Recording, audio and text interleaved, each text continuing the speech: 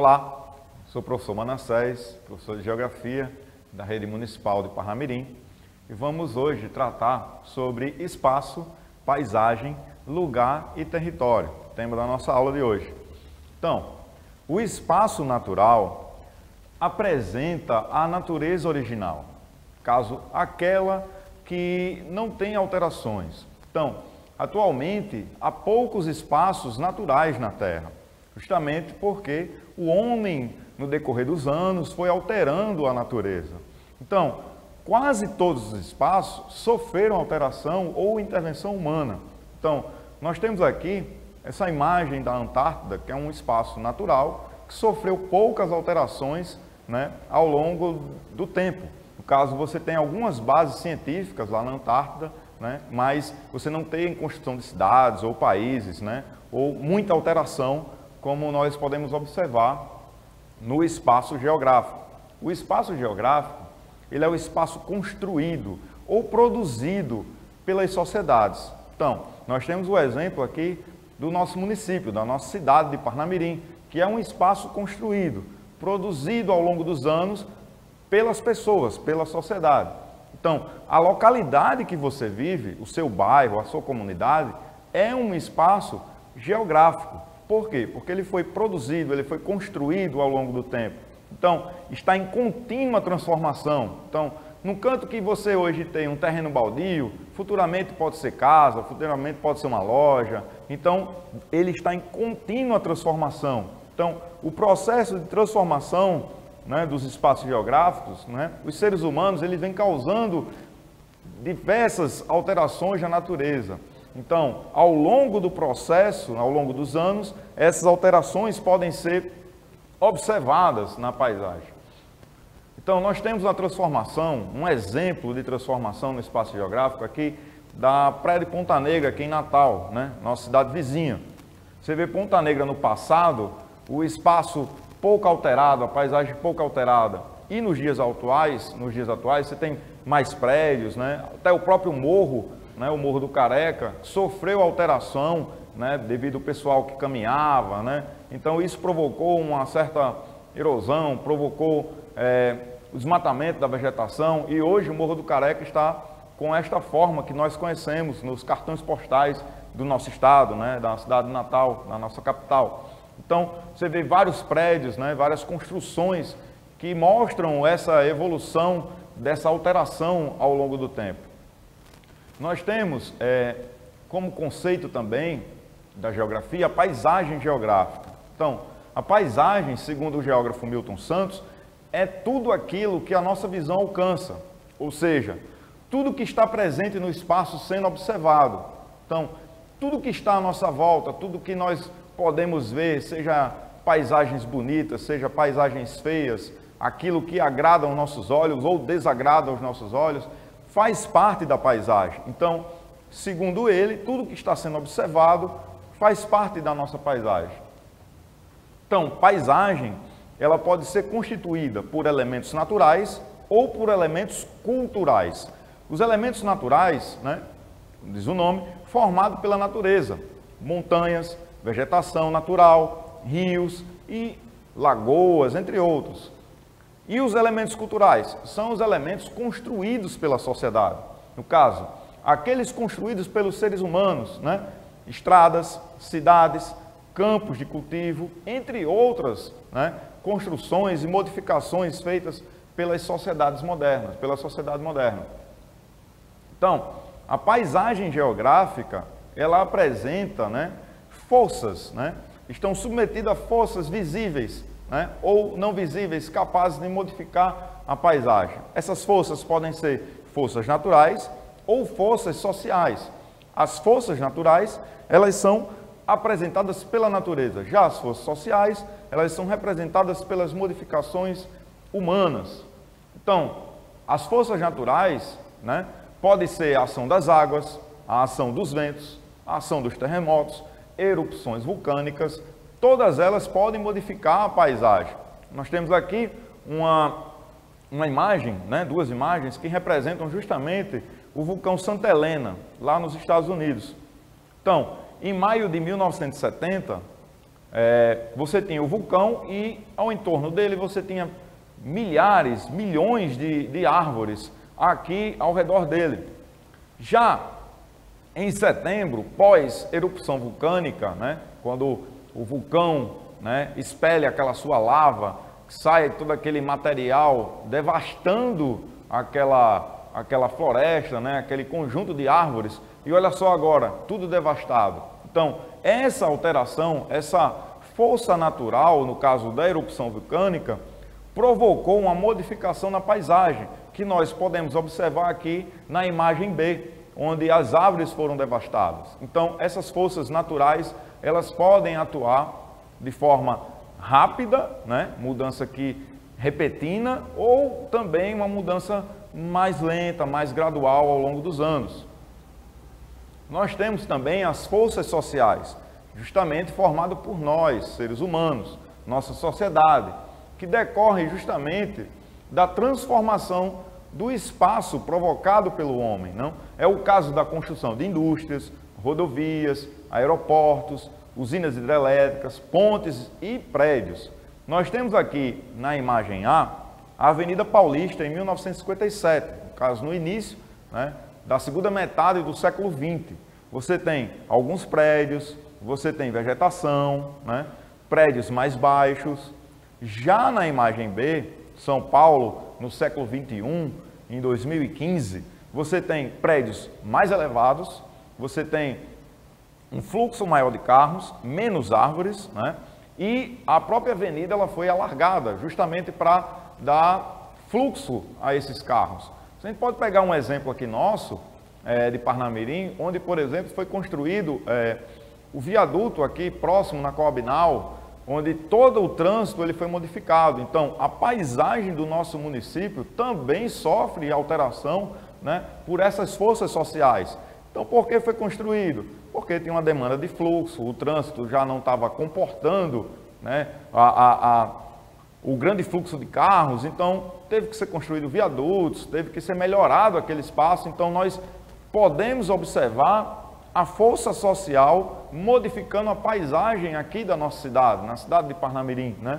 Então, isso mostra uma evolução das demandas sociais. No caso, o fluxo de carros aumentou, o fluxo de pessoas aumentou, então isso teve que ter uma modificação justamente para melhorar o fluxo do transporte urbano na nossa cidade.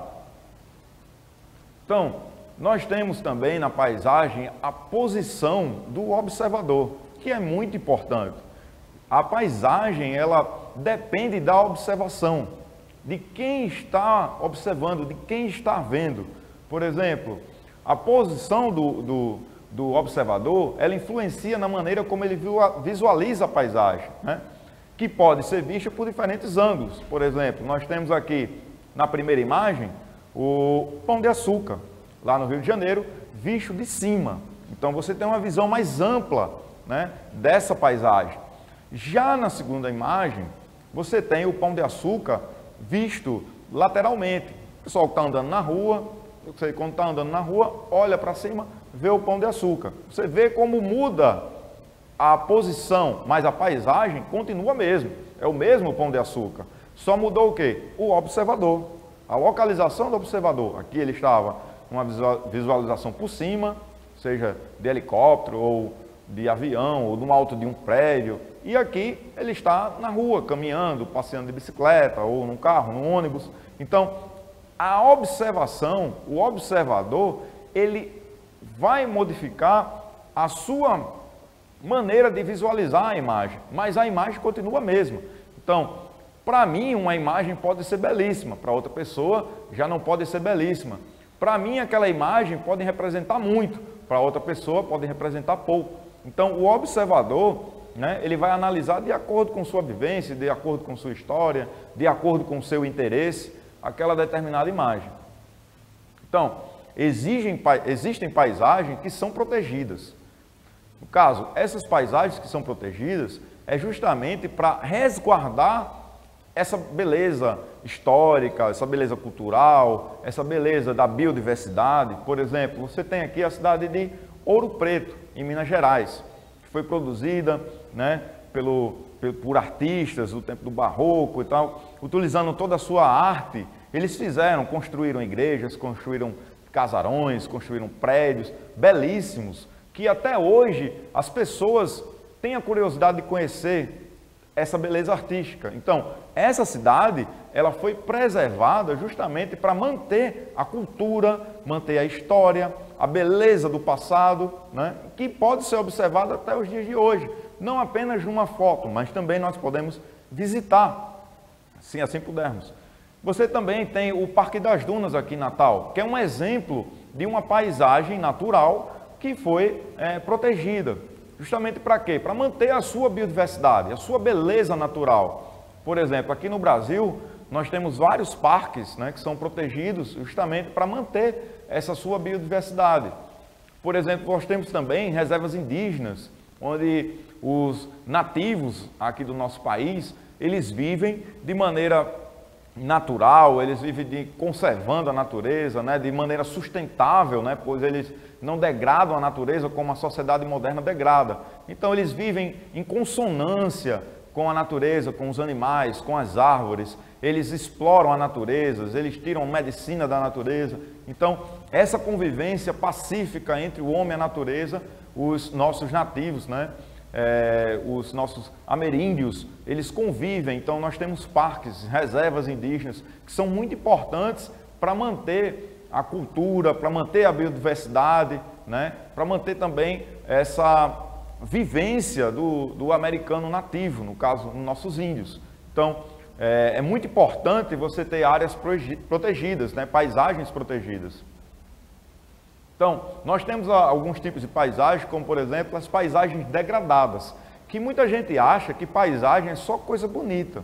Mas paisagem, como diz Milton Santos, é tudo aquilo que nossa vista alcança, tudo que nós podemos observar. Então, uma paisagem degradada é aquela que foi destruída, é aquela que está suja, é aquela que é inadequada, como por exemplo, nós temos aqui um lixão, né? É uma paisagem ali feia, né, aos nossos olhos, porque é um local onde as pessoas colocam lixo, coisas que não querem mais, né? E essa paisagem ela gera até, por exemplo, problemas ambientais, porque esse lixo, ele pode gerar chorume, esse chorume infiltra para o solo, chega no lençol freático, quando a gente vai tirar a água lá, a água vai estar poluída, a água vai estar suja. Então, isso aqui gera também animais, né? Gera doenças, então insetos. Então, essa paisagem ela é extremamente degradada, né? No caso aqui, pela intervenção humana. Mas existe, por exemplo, também paisagens que são degradadas pela ação natural, como de terremotos, né, que são os abalos sísmicos, os maremotos causados, né, por esses tremores que causam até tsunamis, né, que vai devastando tudo e vai causar uma degradação na paisagem, seja derrubada de árvores, destruição de cidades e bairros. Então, erupções vulcânicas, como a gente mostrou na imagem anterior, ela vai degradar aquele ambiente, aquela paisagem vai ser degradada, né? Inundações. Então, tudo isso vai modificar a paisagem, vai modificar aquele ambiente, né? Degradando, deixando aquele ambiente feio. Nós temos também, na paisagem, uma coisa muito grave, que é a chamada desigualdade social. O que é uma coisa desigual? É uma coisa que não é igual, né? Você tem um parâmetro de igualdade e o desigual ele vai estar um para cima e outro para baixo. Então aqui a desigualdade social ela entra na questão da estrutura da sociedade. Você tem aqui do lado direito da imagem, você tem um prédio extremamente luxuoso, um condomínio com quadra de tênis, quadra poliesportiva, piscina. Você tem também até varandas bem elaboradas, arborizadas, bonitas, né? Paisagisticamente falando. E do outro lado aqui, vizinho, colado, nós temos a comunidade de Paraisópolis, que é uma das maiores comunidades aqui do Brasil. E onde você tem casas construídas uma em cima das outras, né? Justamente pela falta de renda, né? Então o pessoal vai construir ali uma em cima das outras, sem um acabamento tão bonito como da direita. Então essa imagem, ela mostra justamente essa desigualdade social que nós observamos no nosso dia a dia. Até no nosso município nós podemos encontrar bairros que são mais estruturados, com serviços estruturais mais qualificados, como água, rede de esgoto, energia, né? Então tudo isso, coleta de lixo, que vai ocorrer em alguns bairros, e em outros bairros você pode ter falta de ruas pavimentadas, falta de ruas com saneamento básico. Então tudo isso vai deixar esse ambiente diferente socialmente de outros ambientes. Então nós temos aqui toda a estrutura, toda a beleza que o dinheiro, né, pode gerar, e aqui a falta dessa infraestrutura. Então a desigualdade social em uma imagem. Então nós temos no município, nós temos nas periferias ou até mesmo no mesmo bairro essas desigualdades sociais. Então aqui no Brasil é bem comum nas nossas cidades você encontrar paisagens como essa. De um lado, terrenos bem valorizados pelo capital, você tem coisas bem estruturadas, e do outro, coisas menos estruturadas, né, menos valorizadas justamente por falta de serviço, falta também de capital, de renda, né? Então você tem construções aqui, uma em cima das outras, que isso pode gerar problema, né? E, tipo, já teve, por exemplo, casos de comunidade de ter um incêndio aqui vai se propagar por diversos domicílios, justamente porque eles estão muito próximos, muito colados uns aos outros. Então isso vai gerar problemas muito maiores de resolver, né? Então problemas de doença, problema de acumulação de lixo, então tudo isso vai ser mais prejudicialmente para a sociedade que reside nessa comunidade. Então, nós vamos agora também falar sobre lugar. Lugar é um conceito geográfico que fala justamente sobre o local. Por exemplo, o espaço geográfico ele é mais global, né? Ele representa o planeta Terra, ele representa uma porção maior do nosso espaço.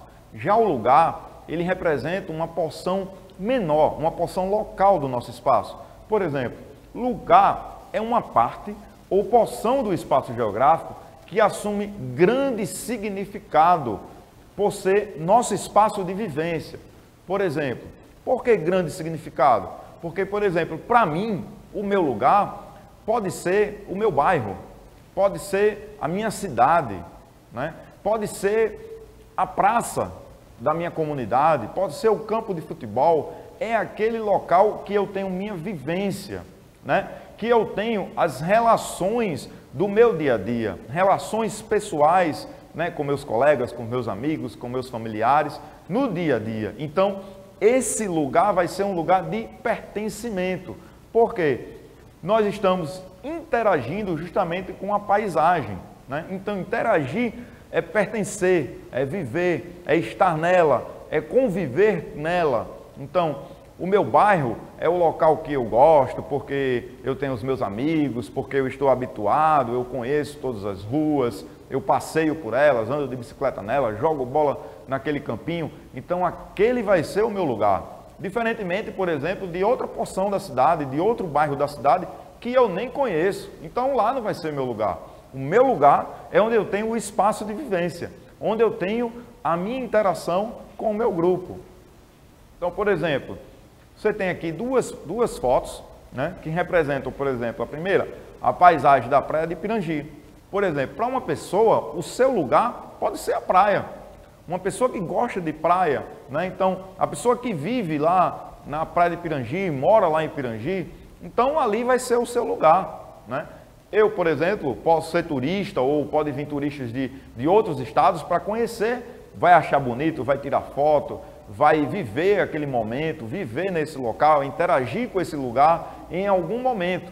Mas para a pessoa que vive lá, lá é o seu lugar. Por quê? Ele conhece pessoas, ele convive, aquele lugar tem uma afetividade, né? Ele tem uma proximidade, uma relação de afetividade com aquele lugar.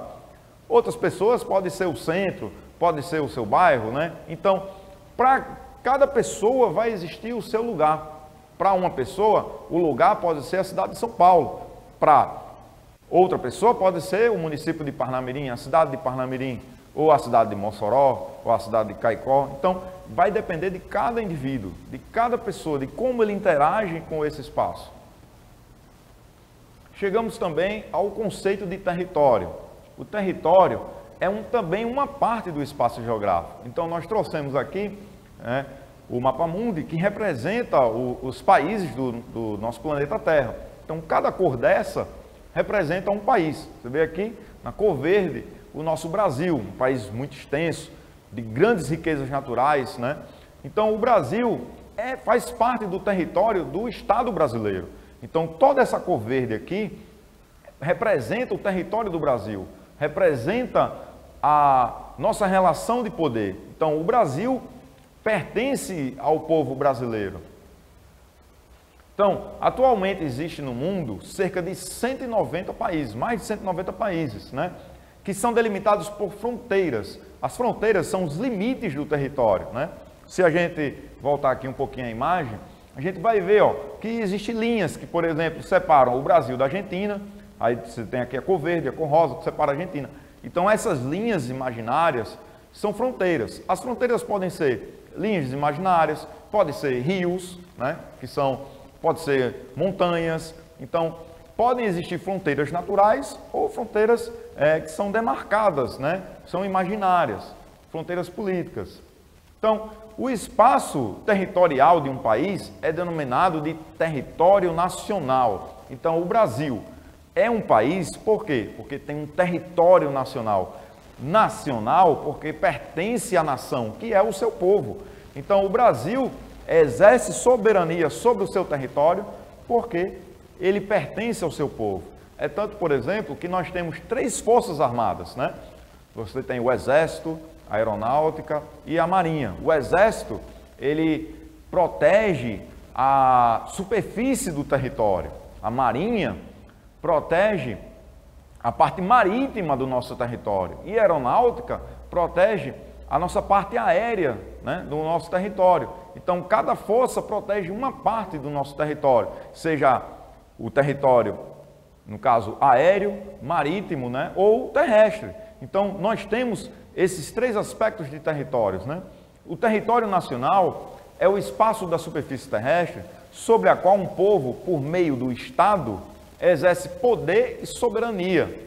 Então, exercer poder e soberania é justamente você mandar naquele território, mandar naquele espaço geográfico. Então, só quem manda no espaço geográfico brasileiro é o Estado brasileiro, o governo brasileiro, né? O país Brasil. Então, outros países não mandam no nosso território, e sim o nosso Estado, o nosso governo. Nós exercemos soberania. Por exemplo, na questão do território, se a gente pegar para uma escala mais local, por exemplo, existem casas que são cercadas por muros. Então, os muros que vão diferenciar uma casa de outra, um território de outro, pode ser relacionado como se fosse uma fronteira. Então, aquele muro vai separar o território da sua casa da casa do vizinho. Então, do muro para dentro é o seu território, é o território da sua casa, onde sua família exerce uma relação de poder. Por exemplo, eu não posso entrar na sua casa sem ser convidado, né? Porque, no caso aí, seria invasão, né? No seu território. Então, para as pessoas entrarem na sua casa, elas devem ser convidadas. Por quê? Porque o território é seu, o território é da sua família, né? Então, existem, por exemplo, cercas, por exemplo, em fazendas, né? Um exemplo local de um território, né? Para a gente exemplificar da melhor forma o que seria essa fronteira, essa divisão, né, que existe entre um território e outro. Então, o território nacional do Brasil, por exemplo, foi dividido em estados, estados com E minúsculo, que são unidades da federação. No caso do Brasil, foi dividido em 27 unidades da federação. No caso, são 26 estados e um Distrito Federal, que subdividem o nosso país. Então, nós temos o nosso país, né, dividido aqui, ó, olha as unidades da nossa federação, nossos estados, aqui o nosso estado, o Rio Grande do Norte, né? Então, cada cor dessa representa justamente uma unidade federativa. E aqui no centro você tem o Distrito Federal, que abriga a nossa capital nacional, no caso Brasília. Então, o território, ele tem essa função de delimitar, de dar poder, né? Então, o nosso país, para melhor ser governado, foi dividido em 27 unidades federativas, né? O nosso Rio Grande do Norte faz parte de uma unidade federativa da nossa federação, da nossa República Federativa do Brasil. Por isso o nome, República Federativa, de federações, de unidades, né, de estados, né? Então, nós encerramos aí o nosso conceito de território, né? E tomara que essa aula fique bem internalizada por vocês, foi feita, preparada com todo carinho, para que vocês possam aprender de uma forma mais objetiva e curta o que é esses conceitos geográficos, conceitos básicos, né? Então, eu desejo a todos vocês uma boa semana, bons estudos e todos sejam abençoados pelo nosso bom Deus. Obrigado.